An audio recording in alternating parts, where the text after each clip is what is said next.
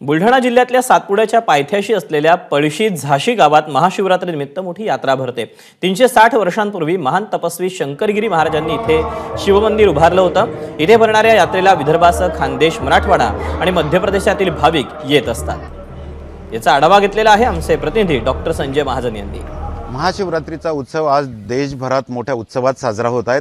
आपण आता बुलढाणा जिल्ह्यातील पळशी झाशी या गावात आहोत, जे की महाशिवरात्रीनिमित्त खूप प्रसिद्ध असं मंदिर या ठिकाणी आहे। या ठिकाणी 350 वर्षापूर्वी महान तपस्वी शंकरगिरी महाराज हे हिमालयात ज्यावेळेस तपश्चर्या करत होते त्यावेळेस त्यांना अनुभूती झाली की पळशी झाशी या गावामध्ये एक जागृत असं स्वयंभू शिवलिंग आहे आणि त्याचा उद्धार तुमच्या हस्ते करणार। त्यामुळे हिमालयातून शंकरगिरी महाराज हे पळशी झाशी या गावात आले आणि त्यांनी या मंदिराचं बांधकाम केलं। हे मंदिर या ठिकाणी तयार केलं। समोर आज सकाळपासूनच मंदिरात मोठ्या प्रमाणात गर्दी झालेली आहे आणि आपल्यासोबत आता यासंबंधी बोलण्यासाठी मंदिराचे अध्यक्ष गुलाबराव मारोडे आहेत। आपण त्यांनाच विचारूया नेमकं काय महत्त्व आहे महाशिवरात्रीचं या मंदिरात।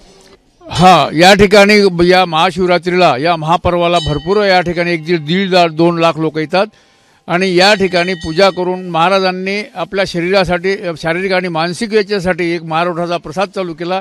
त्या प्रसादाचं अनन्य महत्त्व आहे। 12ही महिने ते लोक आपल्या घरामध्ये तो प्रसाद ठेवतात।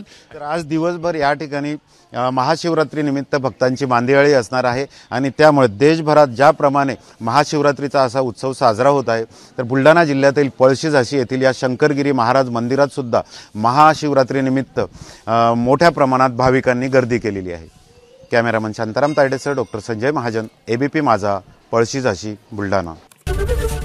एबीपी माझा, उघडा डोळे बघा नीट।